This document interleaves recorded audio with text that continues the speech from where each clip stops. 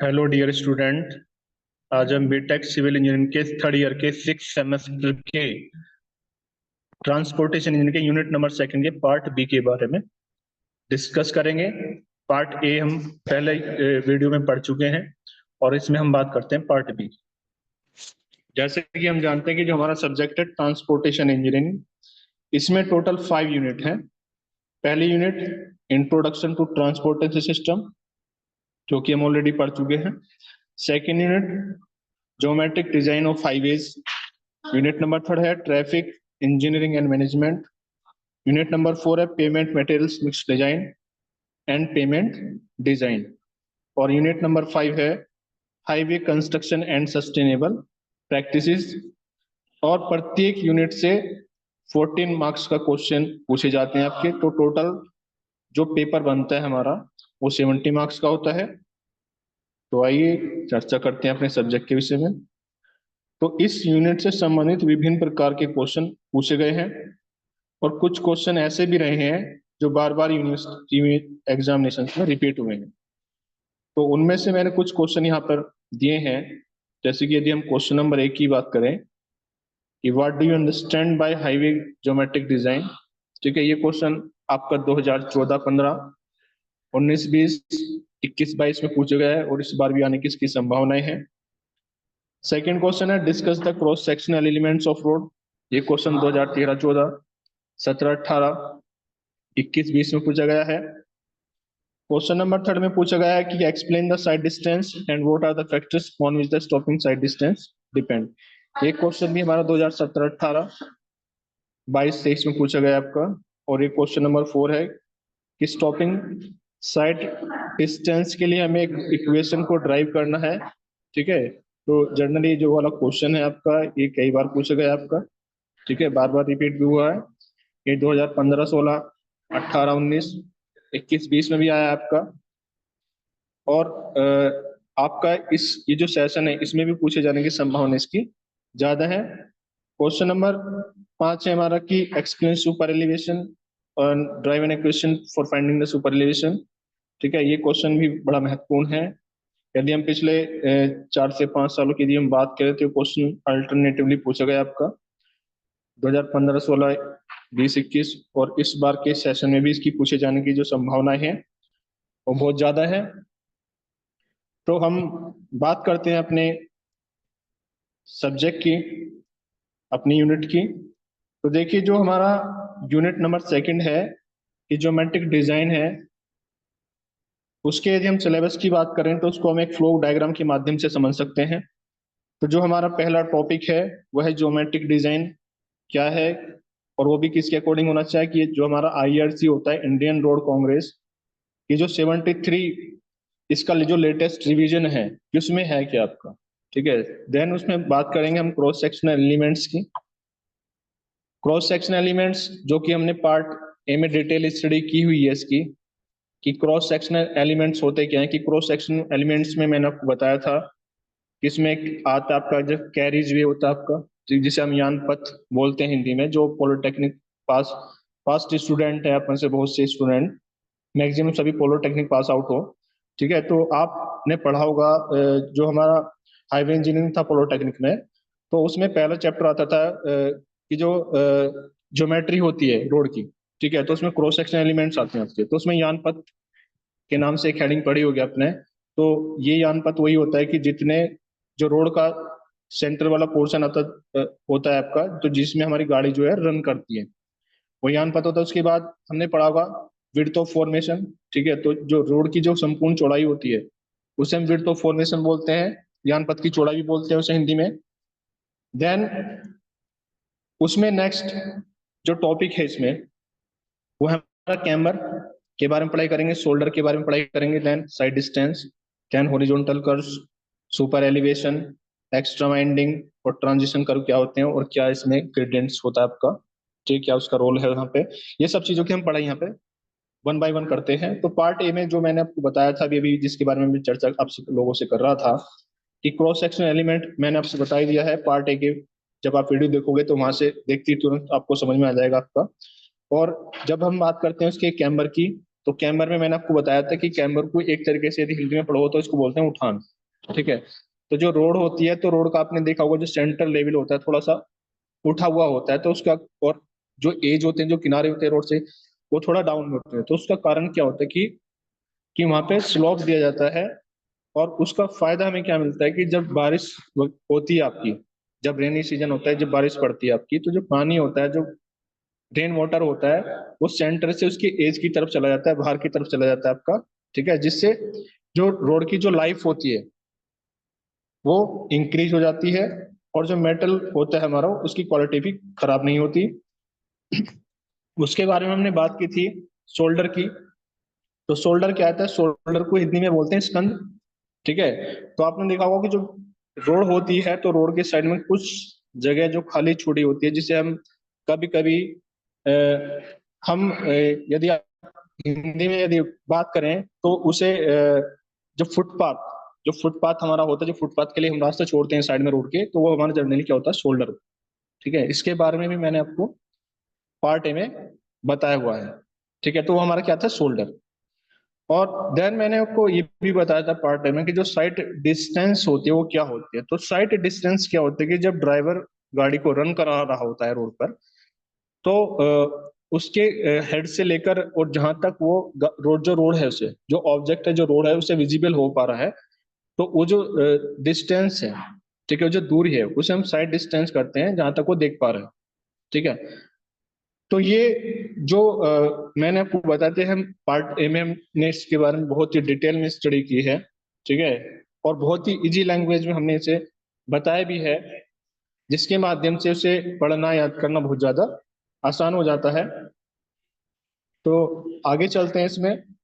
तो हमारा जो किसी भी यूनिट को, किसी भी चैप्टर को, किसी भी सब्जेक्ट को जो स्टार्ट करने का जो पर्पज होता है, ठीक है, जो उसे पढ़ना है, पर जो उसे स्टडी करना है, जो उसे याद करना है, तो किसी के सब्जेक्ट, किसी भी यूनिट के बारे में स्टडी करने से पहले वो हम तीन क्वेश्चन को अपनी प्रायोरिटी पे रखते हैं।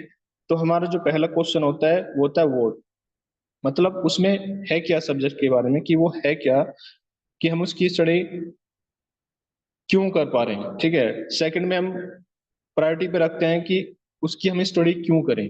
ठीक है, मतलब ऐसी कौन सी जरूरत आन पड़े कि हमें उसकी स्टडी करनी पड़ रही है। और थर्ड में हम देखते हैं कि उसकी एप्लीकेशन के बारे में, कि इसका इस्तेमाल, इसका जो उपयोग है वो हम कहाँ कहाँ पे कर सकते हैं। ठीक है, तो जैसे मान लीजिए हम लोग सिविल इंजीनियरिंग के, आप लोग स्टूडेंट हैं। ठीक है, तो आपने, आपके पास भी एक क्वेश्चन होगा कि जो आप लोग सिविल इंजीनियरिंग कर रहे हैं वो क्यों कर रहे हैं। ये पहला क्वेश्चन है आपके लिए। दूसरा, कि आप सिविल इंजीनियरिंग जो कर रहे हैं वो क्यों कर रहे हैं, कि पहला हुआ कि वो है क्या, और दूसरा कि वो क्यों कर रहे हैं। और तीसरा हम देखते हैं इसमें कि उसकी जो एप्लीकेशंस है, मतलब उसमें कहाँ कहाँ आपके लिए जॉब के लिए अपॉर्चुनिटीज उसमें हो सकते हैं, कौन कौन से ऐसे फील्ड है जहाँ पे आप लोग वहाँ पे जाकर अपना कंट्रीब्यूशन कर सकते हैं, वहाँ पे जाकर जॉब कर सकते हैं। तो इन क्वेश्चन को आंसर आप कमेंट में करके जरूर बताएं मुझे। फिलहाल मैं अपनी यूनिट के बारे में बात करता हूँ। तो आइए अपने यूनिट के बारे में बात करते हैं। तो जैसे कि हमारी जो सेकेंड यूनिट है वो है ज्योमेट्रिक डिजाइन। तो ज्योमेट्रिक डिजाइन है क्या, तो मैं आपको थोड़ा डिटेल में बताना चाहूंगा इसके बारे में। कि ज्योमेट्रिक डिजाइन होता है कि जो हमारे हाईवेज होते हैं, ठीक है, जितने हमारे हाईवेज होते हैं, क्योंकि हम रोड की बात कर रहे हैं, हाईवे की बात करें, तो इसलिए हम हाईवे की ज्योमेट्रिक डिजाइन के बारे में बात करेंगे। तो जो हमारे हाईवेज होते हैं, तो हाईवेज की जो डायमेंशन है और जो लेआउट्स होती हैं, ठीक है, तो हमारी प्रॉपर बनी हुई होनी चाहिए, और उसमें इस चीज का भी ध्यान रखा जाए कि वो सेफ होनी चाहिए। ठीक है, और उस पर जो ट्रैफिक फ्लो होगा आपका, वो कंफर्टेबल होना चाहिए, और जो एक्सीडेंट होने की जो संभावनाएं हैं वो ना के बराबर हो, और उसको बनाने में जो हमारी कॉस्ट, जो लागत आती है, वो भी बहुत कम हो।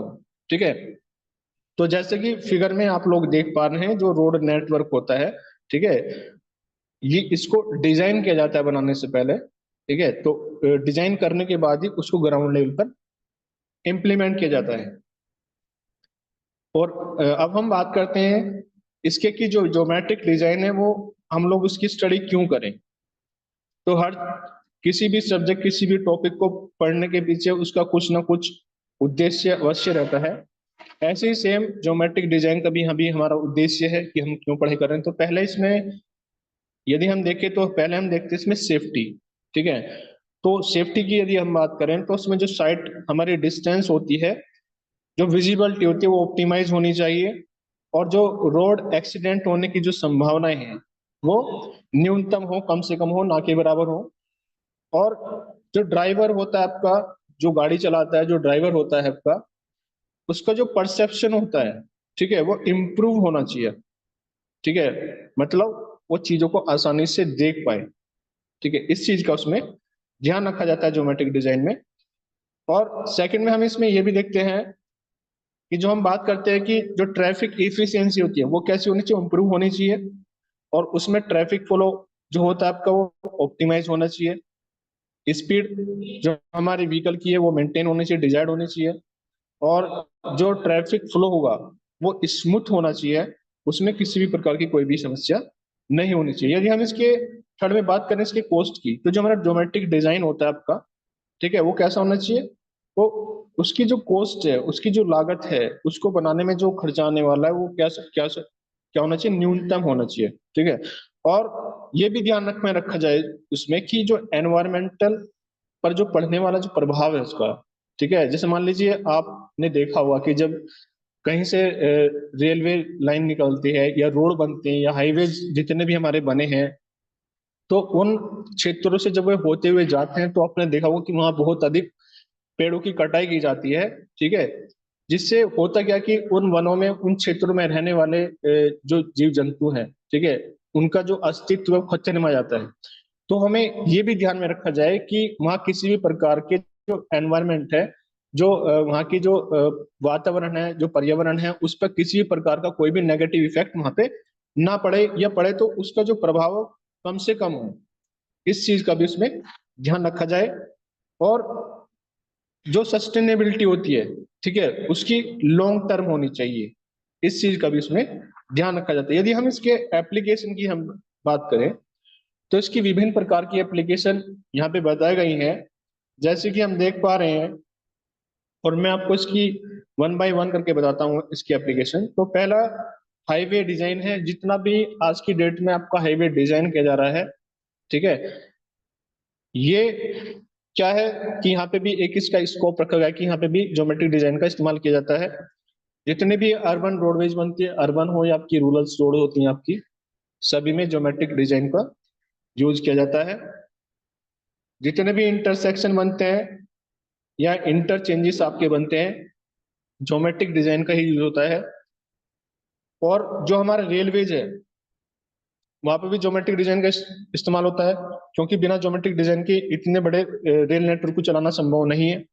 और हम जैसा कि हम जानते हैं कि पूरे ग्लोबल की यदि हम बात करें, पूरे विश्व की यदि हम बात करें, तो इंडिया के जो सबसे बड़ा रेल नेटवर्क है, ठीक है, वो केवल इंडिया के अंदर ही है। ठीक है, तो उसकी भी अपनी कुछ विशेषताएं हैं। ठीक है, और यदि हम अदर इंफ्रास्ट्रक्चर की यदि बात करें कि जहाँ पे ज्योमेट्रिक डिजाइन का इस्तेमाल किया जा रहा है, तो जैसे कि हमारे एयरपोर्ट्स होते हैं या पोर्ट्स होते हैं, बंदरगाह होते हैं, तो वहां पे भी ज्योमेट्रिक डिजाइन का इस्तेमाल किया जाता है। ठीक है, और ये एक ऐसी फील्ड्स भी हैं जहाँ पे आप लोगों को एज ए सिविल इंजीनियर काम करने की अपॉर्चुनिटी भी मिलती है। तो आइए आगे चलते हैं इसमें। तो हम जब हम बात करते हैं अपने टॉपिक की कि हमारा हॉरिजॉन्टल कर्व्स क्या होता है, जो कि हमारे सिलेबस का टॉपिक है, तो आपने देखा होगा कि जब हम लोग अक्सर रोड पे जाते हैं तो हमें गाड़ी को टर्न कराना होता है, या गाड़ी से जब हम जाते हैं तो आपने देखा होगा कि कहीं पे रोड पे अप आता है, कहीं पे डाउन हो जाता है आपका, या कहीं पे हमें टर्न भी लेना पड़ता है। तो जब हम उसको इंजीनियरिंग लैंग्वेज में पढ़ते हैं तो वे हमारे कहलाते हैं हॉरिजॉन्टल कर्व्स। ठीक है, तो आइए मैं आपको धीरे धीरे और बड़े ही आसान शब्दों में इस चीज को समझाने का कोशिश करूंगा। तो जब हम बात करते हैं हॉरिजॉन्टल कर्व की, तो स्क्रीन को थोड़ा ध्यान से देखिए जो मैंने आपको डायग्राम में दिखाया गया है, कि जब आपकी जो रोड है, ठीक है, आपकी सीधी जाती है, फिर डाउन आता है, फिर अप आता है इसमें, ठीक है, और कहीं कहीं पे टर्न भी करना पड़ता है आपको रोड से। ठीक है, तो ये हमारे क्या कहलाते हैं, हॉरिजॉन्टल कर्व्स। और इनकी जो शेप की यदि हम बात करें, ये दिखने में कैसे हो सकते हैं, ये सर्कुलर भी हो सकते हैं, ये पैराबोलिक भी हो सकते हैं, स्पाइरल भी हो सकते हैं। ठीक है, और ये जो कर्व्स बनते हैं इससे जो आपकी स्पीड है, जो व्हीकल की स्पीड है, या साइट डिस्टेंस होता है, सुपर एलिवेशन होता है, इन चीजों का इस पर भी प्रभाव पड़ता है। तो आगे चलते हैं, यदि हम बात करते हैं इसके टाइप्स ऑफ कर्व की, तो विभिन्न प्रकार के हॉरिजॉन्टल कर्व होते हैं आपके, जिसमें से कि पहला जो होता है आपका वो होता है सिंपल सर्कुलर कर्व। ठीक है, डेफिनेशन से ज्यादा यदि आप डायग्राम देखते हैं तो उसको ज्यादा आसानी से समझ पाते हैं। कि जैसे मान लीजिए आप डायग्राम को थोड़ा ध्यान से देखिए स्क्रीन पर, कि आपकी एक रोड ये है जो इधर से गई है। ठीक है, इसका जो टेंजेंट है इसे हम T1 मान रहे हैं, और जो हमारी सेकंड जो आप देख रहे हो इधर से, इसका जो टेंजेंट है वो हम मानते हैं T2। ठीक है, और जब ये रोड आपकी टर्न करती है ऐसे, स्क्रीन पर देखिए बड़े ध्यान से, जब रोड आपकी यहां से इस पॉइंट के लिए टर्न करती है, तो इसकी जो आकृति है, जो शेप है, वो ये क्या होता है, ये एक आर्क बन जाता है सर्कल का। ठीक है, और यदि हम इसके केंद्र बिंदु से जो सेंटर पॉइंट है इसका, जिसे हमने O मान लिया है, यदि हम इसे देखते हैं तो इसकी दोनों ही बिंदुओं से जो दूरी होती है वो हमारी कैसी होती है, एक समान होती है। इसे हम रेडियस मान लेते हैं। तो जब आपकी जो रेडियस है या दूरी होती है केंद्र बिंदु की, यहाँ से दोनों की समान होती है, तो और उसकी जो आकृति है वो कैसे बनती है, एक आर्क बन जाती है सर्कल की।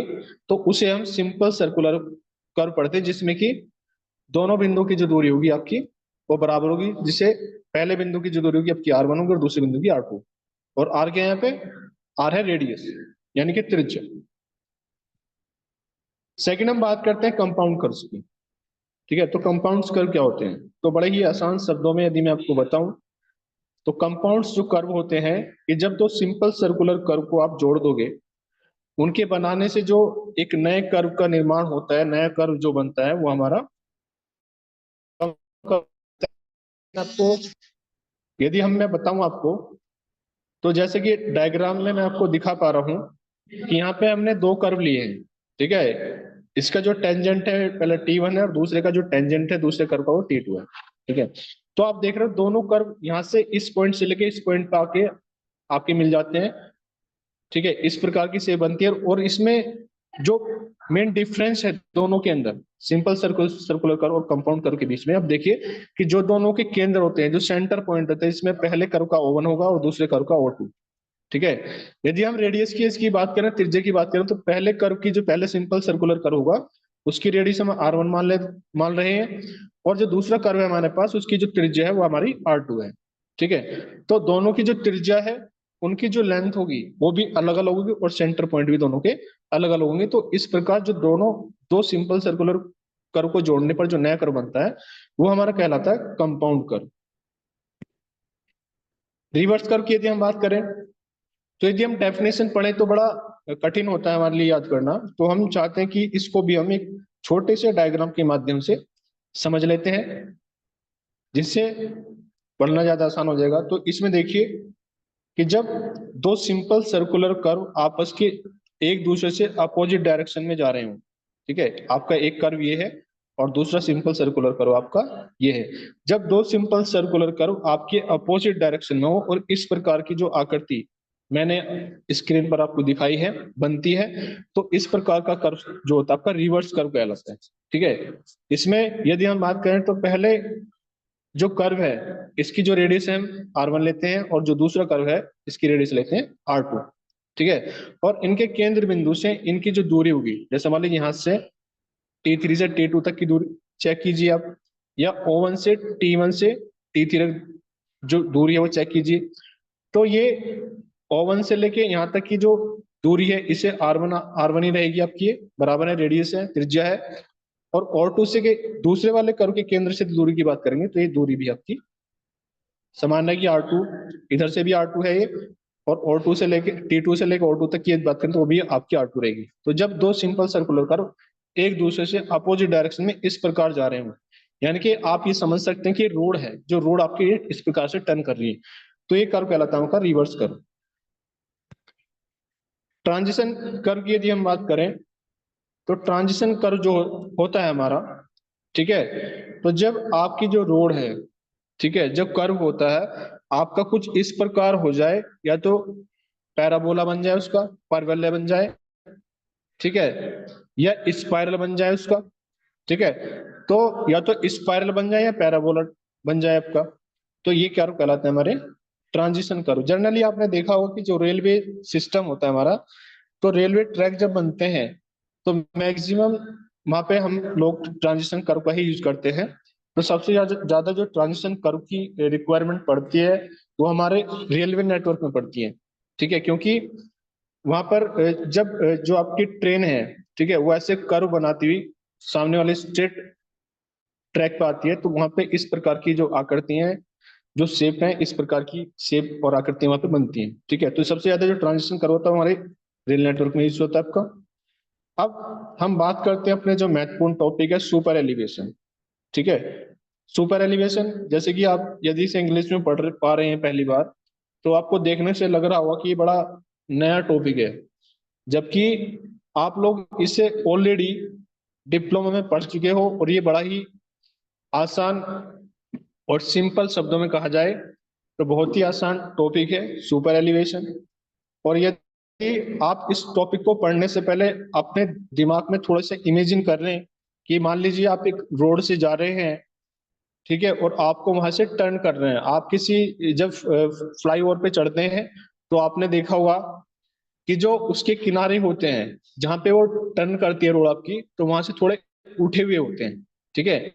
और इन किनारों को कभी कभी, इसे जो उठा हुआ भाग है इसे बैंकिंग भी कहते हैं, इसे कांट भी कहते हैं, और इसे सुपर एलिवेशन भी कहते हैं। तो ये जो उसमें होता है क्या कि जो आउटर एज है उसको उठा दिया जाता है अंदर की तरफ, जिससे जो आपकी गाड़ी है वो बैलेंस हो जाती है, ठीक है।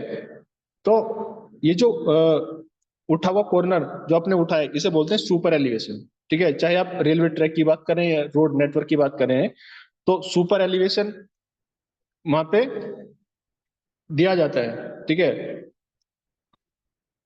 यदि हम बात करते हैं इसकी सुपर एलिवेशन हमारा कहाँ कहाँ पे यूज हो सकता है आपका, तो आपको एग्जांपल देखने को मिल सकते हैं। रोड्स होती हैं, रेलवे जो रेलवे जो ट्रैक ट्रैक आपने देखा हुआ, तो उसमें जो आप जब रेलवे ट्रैक पे जाओ, रोड पे जाओ, तो आप देखना कि इसका जो बाहरी किनारा होता है आपका, ठीक है, जहां से वो रोड टर्न करती है। जैसे कि आपने देखा होगा कि जितने भी ट्रैक बनते हैं, ठीक है, तो जहाँ पे गाड़ियों की रेसिंग होती है, तो जब गाड़ी आपकी टर्न करती है मोड़ पे आके, ठीक है, तो आप देखना उसको एंड को थोड़ा ऊपर कर देते हैं, ठीक है। तो सिर्फ उसके वेट को बैलेंस करने के, स्पीड को मेंटेन करने के लिए, तो वहां पे उसको बैलेंस करने के उसको उठाया जाता है। वो जो उठा हुआ भाग है उसको बोलते हैं सुपर एलिवेशन, ठीक है। ये रोड में भी दिया जाता है आपका आउटर एज पे, और यदि रेलवे नेटवर्क की बात करें तो वहां पर भी इसको, जो भारी वाला रेल होता है इसका पटरी होती है, उसको ऊपर उठाया जाता है। यदि हम सुपर एलिवेशन की फॉर्मूले की बात करें तो इसमें विभिन्न प्रकार के क्वेश्चन भी पूछे जाते हैं आपके, ठीक है। तो यदि हम फॉर्मूले की बात करें तो इसमें E+F बराबर V² अपॉन 127 × R होता है। जहां पर यदि हम इसके मीनिंग की बात करें तो जो हमारा E है वो रेट ऑफ सुपर एलिवेशन होता है, F इसमें घर्षण गुणांक होता है आपका जो रोड का होता है, V जो व्हीकल की स्पीड होती है, व्हीकल की गति की हम बात करते हैं मीटर प्रति सेकंड में, और R होता है जो कर्व होता है, जो कि मैंने आपको अभी भी जस्ट बताया कि जो कर्व होते हैं उसमें रेडियस होती है जिसको हम R मानते हैं, ठीक है। ये कर्व के हिसाब से अलग अलग हो सकती है आपकी। और यदि हम इसके क्वेश्चन की बात करें तो प्रीवियस ईयर में कुछ क्वेश्चन पूछे गए हैं, जैसे कि मैंने कुछ महत्वपूर्ण क्वेश्चनों को यहाँ पे आपके सामने में लेके आया हूँ, बड़े ही आसान शब्दों में, और बहुत ही इंपॉर्टेंट क्वेश्चन भी हैं ये। तो एक छोटा सा क्वेश्चन मैं आपको समझाऊंगा कि किस प्रकार इससे क्वेश्चन पूछ लिए जाते हैं। तो क्वेश्चन हमारी स्क्रीन पर जैसे कि मेंशन है कि क्वेश्चन है हमारा, design the super elevation required at a horizontal curve of radius 300 metre for speed for 60 km/h as the suitable data, ठीक है। अब इसमें ये देखिए कि मैंने आपको अभी भी सुपर एलिवेशन का एक फॉर्मूला बताया था, उससे संबंधित क्वेश्चन भी कई बार पूछे गए हैं। वहां पर हर चीज आपको दी जाती है क्वेश्चन के अंदर, बस यदि आप जर्नली उसका फॉर्मूला जानते हैं तो उसके आसान, बड़े ही आसान तरीके से वहां से चीजों को पिकअप कर सकते हैं। उसके बाद यदि वहां पे फॉर्मूला अप्लाई करते हैं उसके बाद आपका आंसर डायरेक्टली आ जाता है। तो इसमें देखिए, इसमें सुपर एलिवेशन निकालने के लिए मैंने आपको बताया था कि पहले इसमें स्पीड की बात करते हैं, तो इसमें जो स्पीड दी गई व्हीकल की वो है 60 km/h, ठीक है। और जब यदि हम उसके रेडियस की बात करें, जिसे हम आर से डिनोट करते हैं, तो रेडियस इसमें दी गई है कर्व की 300 मीटर। फॉर्मूले की यदि हम बात करें, तो फॉर्मूला इसका होता है सुपर एलिवेशन का, ई बराबर bracket 0.75 v bracket close square upon वो 127 इंटू आर, ठीक है।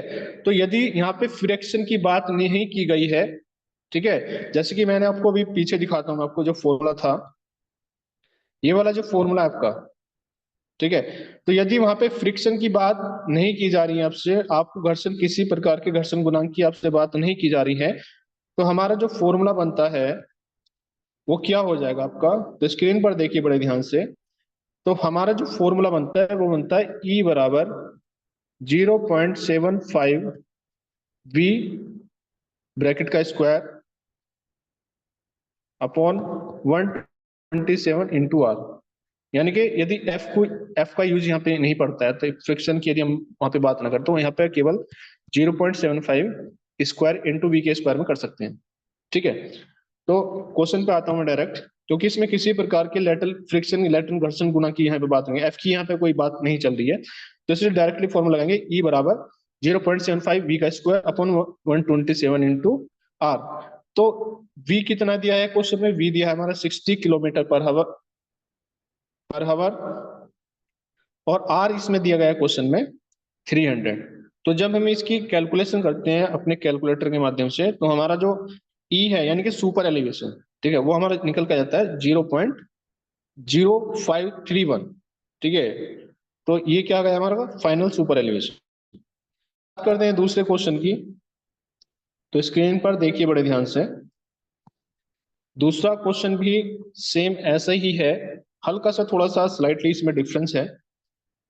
तो देखिए क्वेश्चन हमारा है क्या, तो क्वेश्चन है हमारा कि the radius of a horizontal curve is 100 metre. देखिए क्वेश्चन, और डिजाइन स्पीड 50 km/h है, और लेटरल फ्रिक्शन जो इसमें दिया गया है वो 0.15 है, और यहाँ पे भी हमें क्या निकालना है, सुपर एलिवेशन। तो जब हमसे लेटरल फ्रिक्शन की यदि हम बात की जाए क्वेश्चन में, तो जो मैंने आपको अभी अभी फॉर्मूला बताया था, तो फॉर्मूला मैंने आपको बताया था ई प्लस एफ बराबर v square upon 127 into R, ठीक है। तो पहले हम जो हमारे फॉर्मूले में चीजें आती हैं, पहले उनकी वैल्यू फाइंड आउट कर लेते हैं। तो जो रेडियस की यदि हम बात करें, तो क्वेश्चन में दिया है 100 मीटर, तो रेडियस हमारी आती है 100 मीटर।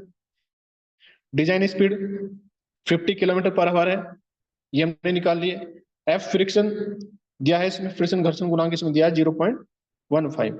और जब हम फ्रिक्शन, लेटरल फ्रिक्शन की बात करेंगे, तो फॉर्मूला कौन सा लगेगा हमारा, ई प्लस एफ बराबर वी स्क्वायर अपॉन आर। यानी कि हमारे पास सभी चीजें हमारी आ चुकी हैं, केवल फॉर्मूले में पुट करनी है। तो जब हम वैल्यू को फॉर्मूले में पुट करते हैं, तो ई का वैल्यू कितना आ गया आपका 0.15, वी कितना है क्वेश्चन में 50 स्क्वायर अपॉन 127, और आर कितना है क्वेश्चन में 100, ये रहा 100 मीटर।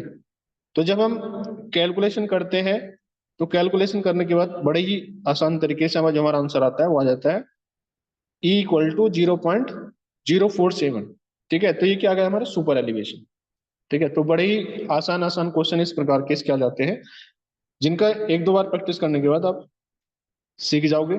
तो मैं चाहूंगा कि आप लोग इन क्वेश्चनों की थोड़ी आप प्रैक्टिस करें, आसानी क्वेश्चन है दोनों, और पूछे भी गए हैं कई बार, इनके क्वेश्चन में बार बार रिपीट भी हुए एग्जाम में। तो चलिए बात करते हैं अपने नेक्स्ट टॉपिक की, एक्स्ट्रा वाइंडिंग, ठीक है। अब देखिए एक्स्ट्रा वाइंडिंग क्या होता है कि आप, मैं आपको फिर से वही चीज बोलूंगा कि आप रोड पे जा रहे हैं, आप रोड पे इमेजिन करिए आपको टर्न करना है। तो आपने देखा होगा कि जैसे देखिए डायग्राम में मैंने आपको दिखाया कि जब हमारी गाड़ी टर्न करती है, मोड़ आने पर टर्न करती है, तो आपने देखा होगा कि वहां पे जो कुछ जो रोड होती है मोड़ पे, ठीक है, वो कुछ स्लाइटली थोड़ी बड़ी होती है कंपैरिजन टू जो हमारी स्ट्रेट रोड बनी होती है, जो मेन रोड है हमारी, उससे थोड़ा स्लाइटली थोड़ी एक्स्ट्रा होती है, ज्यादा होती है तो यहाँ से थोड़ा जो इसका विड्थ है वो थोड़ी बढ़ जाती है। ठीक है, तो जैसे कि मैं डायग्राम में दिखा पा रहा हूँ, तो ये जो डैश डैश वाली है, ठीक है, ये तो मान लीजिए स्ट्रेट इस तरह का ऐसे आई है आपकी। तो जो डैश डैश वाली है ये आपकी एक्चुअल रोड है जो कर्व बना पा रही है यहाँ पे। और जो ये डार्क वाली लाइन है आपकी, ये देखिए, ये आपकी एक्स्ट्रा विड्थ है यहाँ पे। ठीक है, तो जो एक्स्ट्रा विड्थ जो रोड पे प्रोवाइड की गई है उसे बोलते हैं एक्स्ट्रा वाइंडिंग। ठीक है, यदि हम इसके कारण की बात करें तो आपने देखा होगा कि जब गाड़ी आपकी रोड पे टर्न करती है तो एक तो उसमें व्हील्स होते हैं आगे वाले। ठीक है, जैसे मान लीजिए गाड़ी है आपकी, इसमें आगे की व्हील है और पीछे की व्हील है। तो आप देखना जब गाड़ी रोड पे टर्न करती है, मोड़ पे टर्न करती है, तो कभी भी दोनों के जो एक्सल होते हैं वो सेम लाइन में नहीं होते। ठीक है, तो इसलिए उसको बैलेंस करने के लिए वहां पे एक्स्ट्रा जो चौड़ाई होती है, एक्स्ट्रा वाइंडिंग जो होती है रोड पे, वो प्रोवाइड की जाती है। तो उसका कारण क्या है? एक्स्ट्रा वाइंडिंग प्रोवाइड कराने का कारण क्या होता है? Off tracking. और ऑफ ट्रैकिंग मैंने आपको बता दिया, ऑफ ट्रैकिंग का मतलब होता है कि जो आगे वाले जो टायर्स होते हैं गाड़ी के, ठीक है, तो उसका जो एक्सल होता है और रियर इनके जो पीछे वाले टायर हैं आपके, उनका जो एक्सल होता है वो कभी भी सेम फेस में आपका नहीं होता, सेम हॉरिजॉन्टल लाइन में नहीं होगा। उसे बोल देते हैं, उसको तो बोल देते हैं ऑफ ट्रैकिंग। और ऑफ ट्रैकिंग के कारण ही एक्स्ट्रा जो वाइंडिंग होता है, अतिरिक्त जो चौड़ाई है, वो मोड़ पर प्रदान की जाती है आपकी। और यदि हम बात करें कि जो एक्स्ट्रा वाइंडिंग होती है कितने प्रकार की होती है, तो एक्स्ट्रा वाइंडिंग जो है होती है हमारी, वो दो प्रकार की होती है। पहली होती है मैकेनिकल और दूसरी होती है साइकोलॉजिकल। ठीक है, अब ये होती क्या है, तो मैं आपको थोड़ा डिटेल में बताना चाहूंगा कि जो मैकेनिकल वाइंडिंग होती है वो जनरली ऑफ ट्रैकिंग के कारण होती है। ऑफ ट्रैकिंग बोले तो जैसे कि मैंने आपको, तो ऑफ ट्रैकिंग का मतलब है कि जब किसी गाड़ी का जो आगे वाला एक्सल होता है, ठीक है, आपने देखना है जब गाड़ी टर्न करेगी मोड़ से, तो आगे वाले जो टायर है और जो पीछे वाले जो टायर है उसकी गाड़ी के, उसका जो एक्सल है वो कभी भी सेम लाइन में आपका नहीं होगा। उस घटना को बोलते हैं ऑफ ट्रैकिंग। और उसको ही, उस प्रकार की जो वाइंडिंग वहां प्रदान की जाएगी, जो चौड़ाई वहां पर दी जाएगी, उसे बोलते हैं मैकेनिकल वाइंडिंग। उसका देने का कारण आपका ये है। ठीक है, अब देखिए इसमें है क्या, इसके लिए हम छोटा सा फॉर्मूला ड्राइव करना चाहेंगे और मैं आपको एक एक करके सारी चीजें बड़े ही आसान शब्दों में आपको बताना चाहूंगा। जैसे कि आप लोग देख पा रहे हैं डायग्राम में, यहाँ पे एक छोटा सा डायग्राम आपको स्क्रीन पर दिखाया गया है। तो देखिए, ये आपका केंद्र बिंदु हुआ जिसे हमने ओ मान लिया, और ये आपकी गाड़ी है। ठीक है, ये देखिए, ये गाड़ी है और इसके आगे के भी लिए हैं। ठीक है, तो यहाँ पे दिखा गया है कि जब आपकी गाड़ी यहाँ से टर्न करती है, आगे वाले इस तरफ होते हैं, पीछे वाले इस तरफ आ जाते हैं। तो यहाँ से यहाँ तक की जो इसकी दूरी है, इसे हमने R2 लिया है। और इस A पॉइंट से लेके यहाँ तक की जो दूरी होगी वो हमने मानी है R। ठीक है, अब ये देखिए एक छोटी सी चीज और है इसमें नोट करने वाली, कि इस पॉइंट से लेके, यानी कि गाड़ी के टायर है आपके, पीछे वाला टायर है, आप देखोगे थोड़ा सा स्लाइटली इसमें डिफरेंस आ रहा है। ठीक है, ये जो चौड़ाई आपने प्रदान की है, कर्व बनाया ना आपका, तो इसे हमने बोल दिया WM, यानी कि मैकेनिक। W का मतलब वाइंडिंग है, इनकी चौड़ाई, M का मतलब मैकेनिकल। ठीक है, अब ज्योमेट्री देखिए थोड़ा ध्यान से। तो जो WM है आपका, तो WM क्या है आपका, कैसे हम, क्या मीनिंग है इसका? तो देखिए जो WM है ये वाला, ये क्या होगा, यानी कि आप यदि O से लेके C तक की देखेंगे, यानी कि OC माइनस OA। ठीक है, तो OC माइनस OA हो गया आपका WM, या बराबर किसके होगा आपका, OB। ठीक है, OB माइनस OA। ठीक है, तो जो आपका OC है, ठीक है, या OB है, तो मैं आपको ये बता रहा हूं, ये होता है आपका R2 माइनस R1। ठीक है, ध्यान से देखिए, यहां से की जो रेडियस है वो आपकी R1 है, और यहां से यहां तक की जो आपकी रेडियस है वो आपकी R2। तो ये हो गया आपका R2 माइनस R1, यानी कि इसे OB माइनस OA भी पढ़ सकते हैं। तो OB आपका R2 है और OA आपका R1 है। अब यदि हम इसकी ज्योमेट्री की बात करें सेकंड कंडीशन में, तो ज्योमेट्री मैं आपको समझा देता हूं इसकी। तो ज्योमेट्री ध्यान से देखिए, ज्योमेट्री बनी है आपकी ट्रायंगल शेप में इस प्रकार। स्क्रीन पर देखिए, ये आपका ओ है, ठीक है, ये आपका बी और ये आपका ए, और ये बनकर 90 डिग्री का एंगल, ठीक है। यहाँ पे आपका R2, ये R1, और जिसकी लेंथ है ए से बी तक की होगी आपकी L। अब पाइथागोरस थ्योरम लगाइए इसका। पाइथागोरस थ्योरम क्या होगा आपका, R1 का स्क्वायर बराबर, ठीक है, पाइथागोरस थ्योरम क्या होगी, R2 का स्क्वायर यानी कि कर्ण का स्क्वायर, R1 का स्क्वायर प्लस L का स्क्वायर। तो R1 कितना आ जाएगा आपका, R2 square minus L square, ठीक है। लेकिन एक कंडीशन और है कि जो मैंने आपको अभी भी यहाँ पे निकाल कर बताया कि R2 माइनस R1 जो है वो आपके WM के बराबर भी होता है।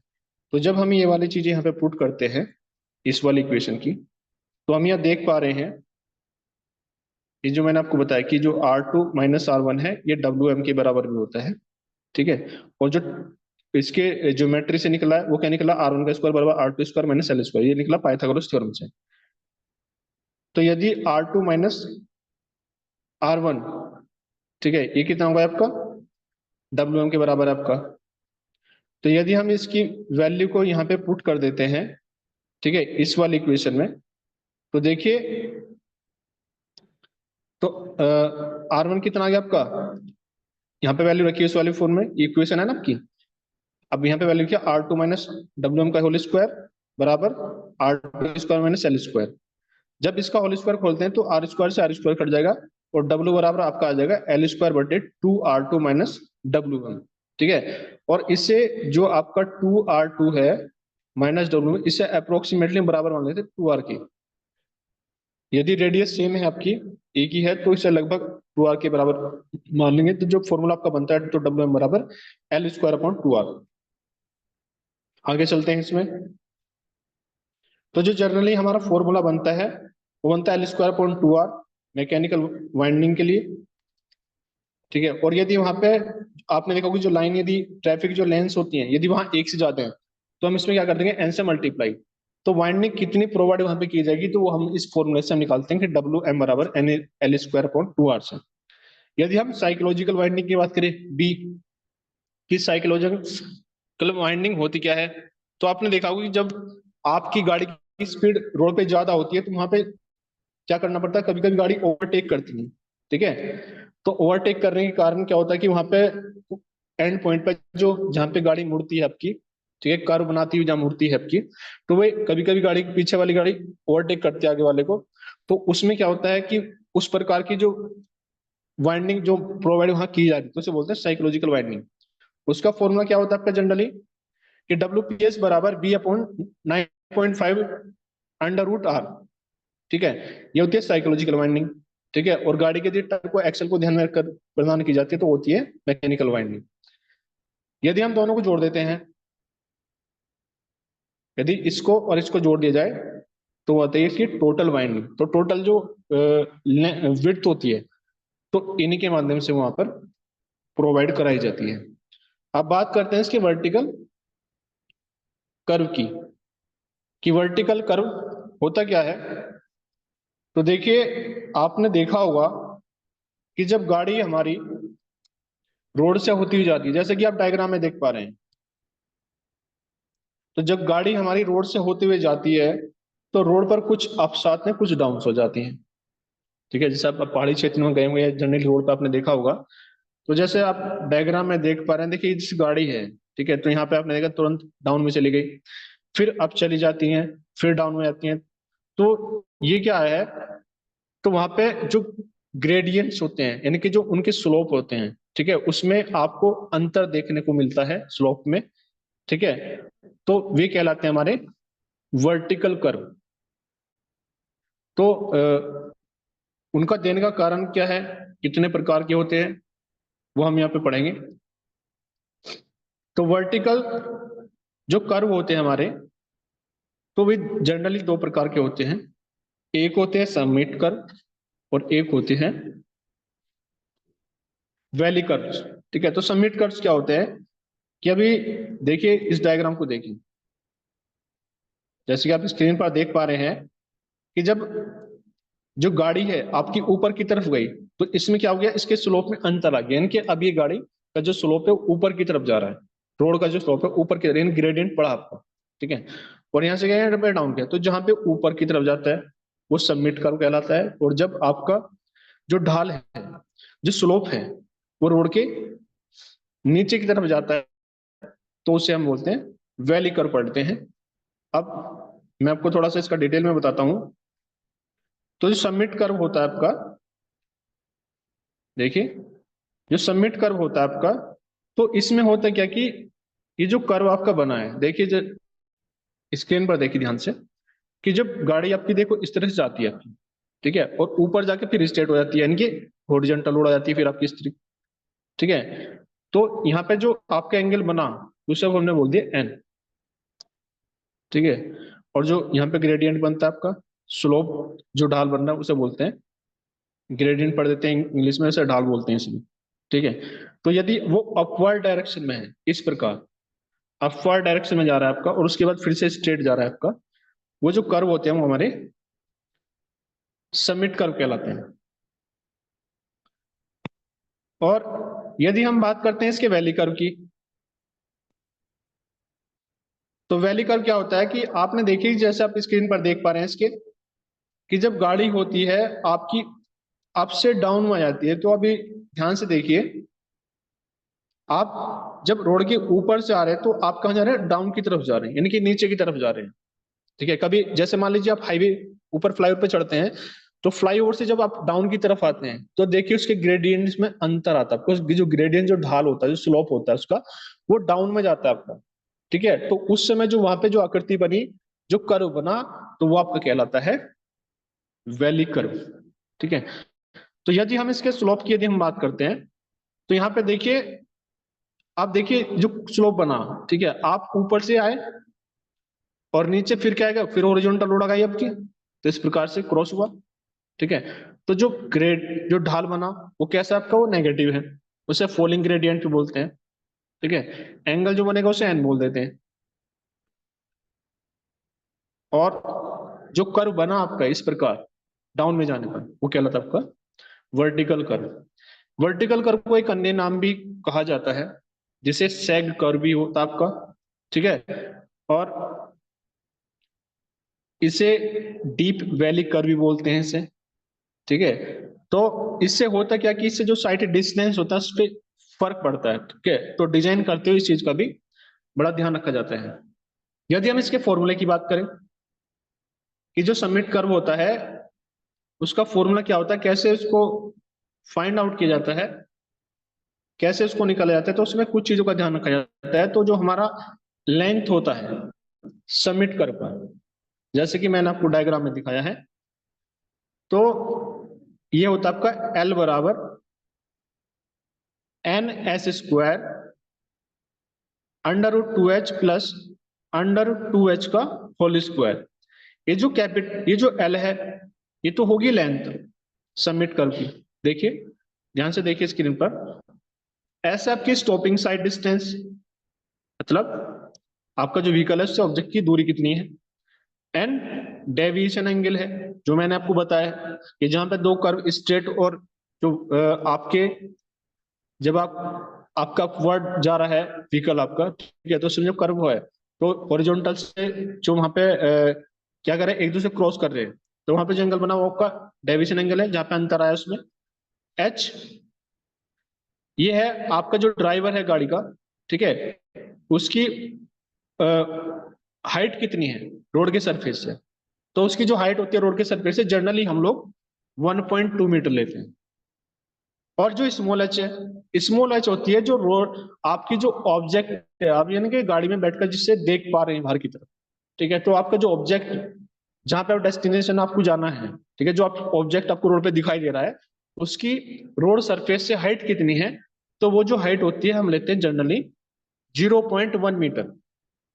ठीक है, और यदि आप दोनों वैल्यू को फॉर्मूले में रख देते हैं, जो कि मैंने आपको बताया, तो यदि कैपिटल एस का मान इसमें 1.2 रखते हैं फॉर्मूले में, और स्मॉल h का मान 0.1 मीटर रख देते हैं इसमें, तो आपके लिए जो फॉर्मूला फाइनली जनरेट होके आता है आपका, वो आता है हमारा L equal to NS square upon 4.4।